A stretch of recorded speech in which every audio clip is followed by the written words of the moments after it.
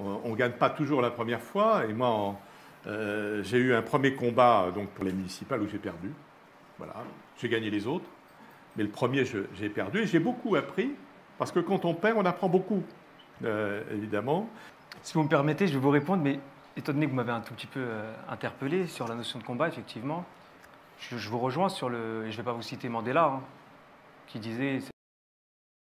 Je gagne toujours. Soit je gagne, soit j'apprends. Mais moi, j'ai une autre référence, s'appelle Cassius Clay, Mohamed Ali, et lui, son premier combat, il l'a gagné. Il a mis KO Sonny Liston.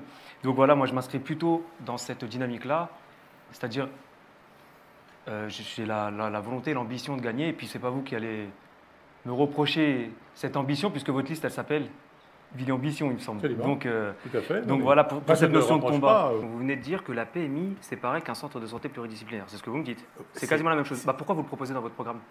Mais parce qu'on a besoin d'autres médecins. Donc c'est pas la même chose. Si, non, c'est un complément. Alors attendez, moi je voulais que je reprenne votre programme. Non, mais voilà, c'est pas la même chose. Comme vous dites un complément, comme je vous dis, je vais prendre mon exemple, j'ai une bouteille d'eau. Je vais mettre un complément de sirop de pêche. C'est plus la même chose. C'est plus la même chose. Donc le texte de loi, oui. Monsieur le professeur de loi. Non, c'est vous le professeur apparemment. Non, je vous écoute. Je sais pas. Professeur de loi, ça n'existe pas. Professeur de droit.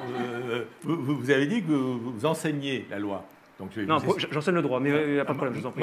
En lisant votre profession de foi cet après-midi, j'ai vu que vous parliez, donc, sur le chapitre 4, vous parliez de deux concurrents, donc une liste d'opportunistes, je pense que ce n'était pas nous qui n'étions visés, et une liste qui reconnaît elle-même n'être pas à même de porter les grands enjeux auxquels la ville doit faire face. Est-ce que vous pouvez me citer un propos de ma part qui allait dans ce sens? Alors, on a terminé là, avec l'écologie? Non, on n'a pas terminé, mais juste un propos. Vous pouvez me citer un propos ou pas? Non, mais je vais vous en citer. Juste si vous pouvez me citer un propos qui va dans le sens où je reconnais moi-même ne pas être à même, de ne pas être prêt à porter les grands enjeux auxquels... Vous dites que je le reconnais moi-même dans la profession de foi. Mais après, encore une fois, comme je vous dis, vous n'aurez pas à trouver un propos, je le reconnais, parce que c'est ça, parce que ça n'existe pas. Bon. Il n'y a pas de propos où je dis oui, je ne vais pas être à même de porter les projets, c'est pas vrai. Bon. Donc c'est juste pour ça. Très bien. Donc il faut être précis quand on est maire, et vous l'avez écrit, sur votre sur votre profession de foi. Et c'est dommage, il faut être précis. Pour l'instant, chacun d'entre vous continue encore. Nous sommes un exemple en la matière, pas simplement dans le territoire, mais en Île-de-France. Dans le monde. Dans le monde. Non? Très bien, mais quand vous serez conseiller municipal, je vous donnerai une mission de vous occuper de ça. Non, mais je le ferai en fait. Je le ferai directement parce que je serai élu. Exactement. Non, quand vous serez conseiller municipal d'opposition, un maire peut donner une mission à un conseiller municipal. Vous pensez que si... Mais comme vous êtes fait, je vous donnerai une mission de vous occuper de ça. En fait, vous m'avez pris... Pour Frédéric Massot, vous êtes trompé. Parce que vous avez dit, quand je serai conseiller municipal, vous pensez que mes colistiers ne me font pas confiance et ne m'éliront pas maire. Non, c'est Massot qui a du souci à se faire, c'est pas moi. C'est Massot qui n'est pas sûr d'être élu s'il gagne. Parce qu'ils peuvent lui faire un... Ça peut être Pyrrhus, ça peut être Grenier, on ne sait pas. Donc, vous avez confondu. On va continuer plutôt que de parler des absents qui ont vraiment tort. Pour moi, les médiateurs, ce ne sont ni des policiers, ni des vigiles, ni une milice. Dans votre programme, vous proposez le redéploiement d'un réseau de vidéosurveillance. C'est bien ça? Oui. Je vais faire mon professeur de droit là pour le coup, mais en fait, vous faites la distinction. Parce qu'en fait, on parle de vidéoprotection. La vidéosurveillance, c'est quand ça conserve un cadre, la sphère privée, et la vidéoprotection, c'est dans l'espace public.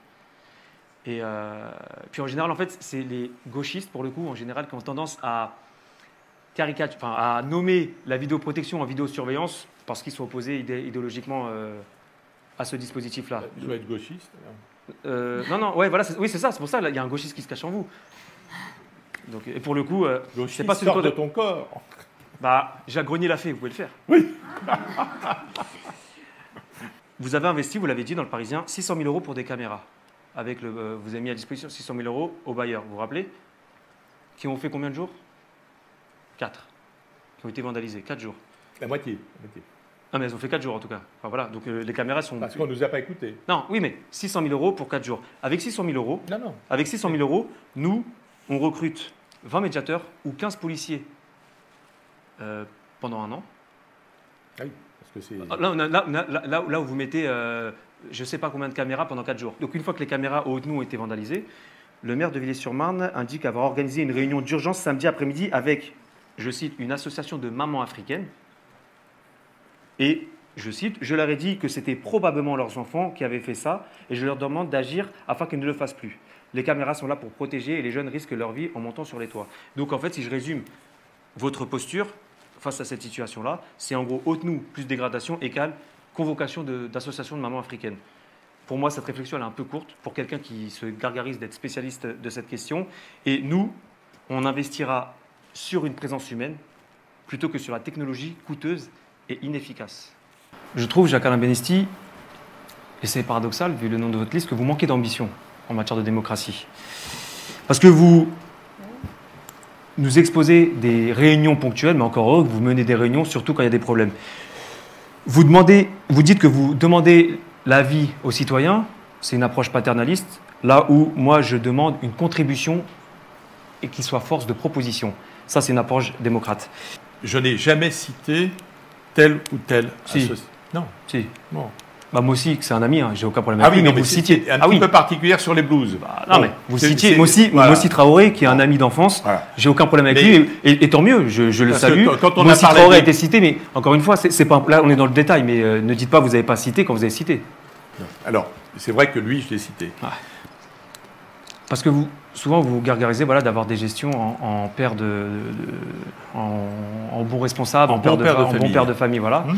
Et il faut quand même expliquer que la ville, elle est quand même dans la zone d'alerte de la préfecture. Non. Si. Pas du tout. Si. Bon, on va pas se mettre d'accord là-dessus, mais la ville, elle est en zone d'alerte de la préfecture. Elle n'a jamais été? Jamais en plus. Ah ouais. Ok. Donc, on n'est pas d'accord là-dessus. Mais bon. Mais je ne sais pas d'où vous sortez ça. Donc la ville, elle est en zone d'alerte de la préfecture. Ça veut dire qu'en fait, la préfecture a un regard appuyé sur les comptes de la ville. Et vous avez usé, lors de vos mandats d'emprunt dits toxiques. Non?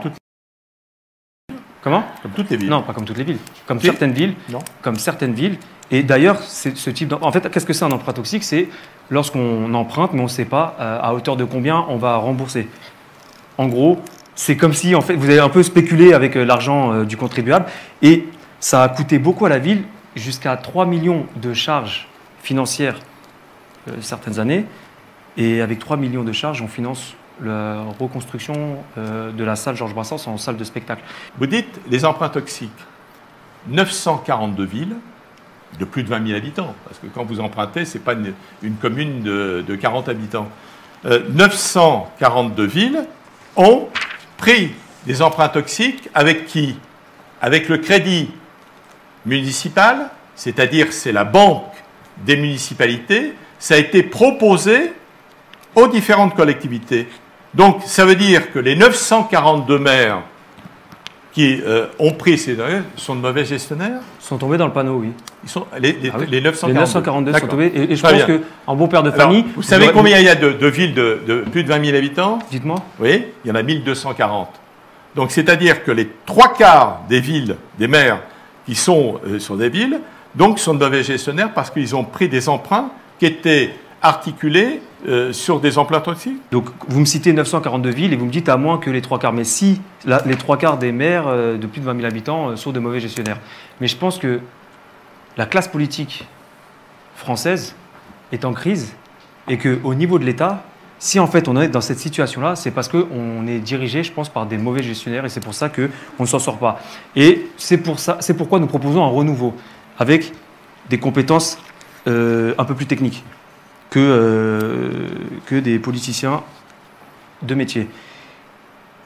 Si vous voulez vous différencier de l'autre candidat, vous avez intérêt à parler de choses vraies et vous allez avoir une crédibilité vis-à-vis des villes. Et si je veux me différencier de vous en tant que maire, j'ai intérêt à être un bon gestionnaire et à ne pas me risquer et savoir parler des finances. Irresponsable. Un bon je viens de le démontrer. Je viens de le démontrer. Non. Vous n'avez rien démontré. Je viens de le démontrer. Merci, messieurs. En tout cas, c'est passionnant.